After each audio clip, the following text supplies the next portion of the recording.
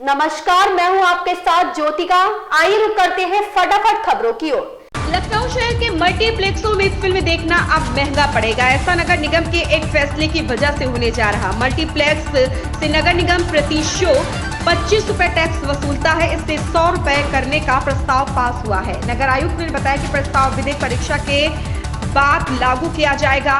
जानकारों ने बताया कि वर्ष 2018 में भी मल्टीप्लेक्स का शो टैक्स 25 से 600 रुपए प्रति शो किया गया था, लेकिन विरोध के चलते लागू नहीं हो सका था। इस फैसले का सीधा असर टिकट के दामों पर पड़ेगा।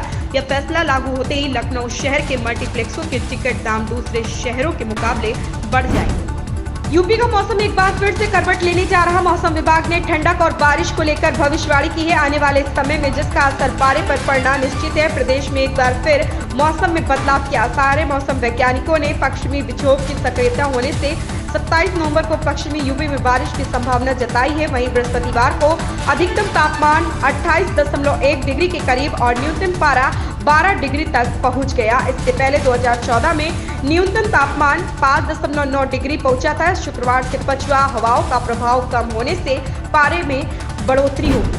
सपा सरकार में बंद हो चुकी गर्म भोजन योजना को योगी सरकार फिर से शुरू करने जा रही है। मुख्यमंत्री योगी आदित्यनाथ शुक्रवार को अयोध्या से इस योजना का शुभारंभ कर रहे हैं। योजना के तहत प्रदेश के सभी आंगनबाड़ी केंद्रों पर पंजीकृत 3 से 6 साल की उम्र तक के बच्चों को गर्म भोजन परोसा जाएगा। बता दें कि बाल विकास सेवा एवं पुष्टाहार विभाग द्वारा 3 से 6 साल की उम्र तक के बच्चों के लिए शुरू की गई गर्म भोजन योजना को 2016 में तत्कालीन सपा सरकार ने बंद कर दिया था। इसे योगी सरकार फिर से शुरू कर रही है। काशी विश्वनाथ धाम कॉरिडोर और अयोध्या में श्री राम जन्मभूमि पर भव्य राम मंदिर के निर्माण के बाद अब मथुरा सियासत का नया केंद्र होगी। राजस्थान विधानसभा चुनाव का प्रचार समाप्त होने के तुरंत बाद पीएम मोदी ब्रजभूमि पहुंचे। मीराबाई जन्मोत्सव समारोह में मोदी ने जिस तरह अपने पंच प्रण का उल्लेख कर प्रतिबद्धता जताई और श्री कृष्ण जन्मभूमि के दर्शन किए, उसे लोकसभा चुनाव की तैयारी के आगाज के रूप में देखा जा रहा है।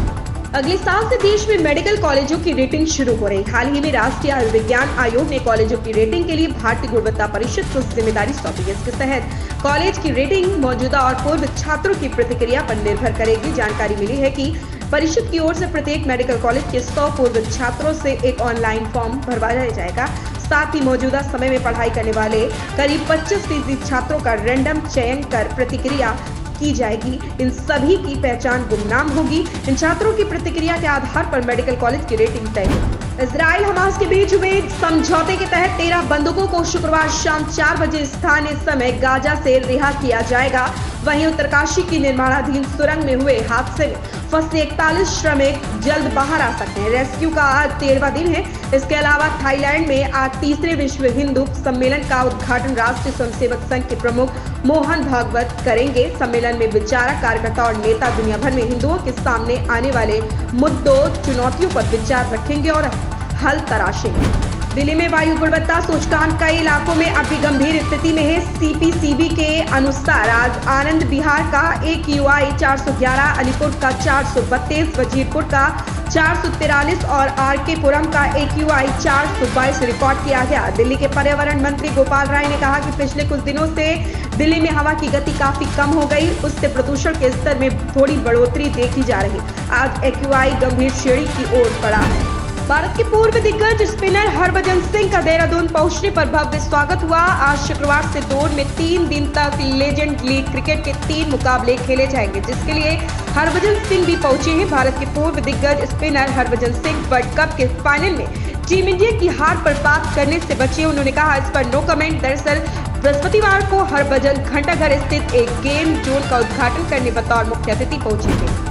पड़ोसी राज्य उत्तराखंड के उत्तरकाशी में सिलगियारा सुरंग हादसे के बाद राष्ट्रीय राजमार्ग प्राधिकरण सूबे में निर्माणाधीन सुरंगों को सुरक्षा ऑडिट करवाएगा। इसके तहत सामरिक दृष्टि से अहम चंडीगढ़ मनाली 4 लेन के तहत निर्माणाधीन सुरंगें भी शामिल रहेंगी। देश भर में करीब 29 सुरंगों को चुना गया है। इनमें 12 सुरंगें हिमाचल प्रदेश की हैं। इन सुरंगों की कुल लंबाई 79 किलोमीटर है। भारतीय राष्ट्रीय राजमार्ग प्राधिकरण और DMRC यानी दिल्ली मेट्रो रेल कॉरपोरेशन के विशेषज्ञ संयुक्त रूप से सभी सुरंगों की जांच करेंगे।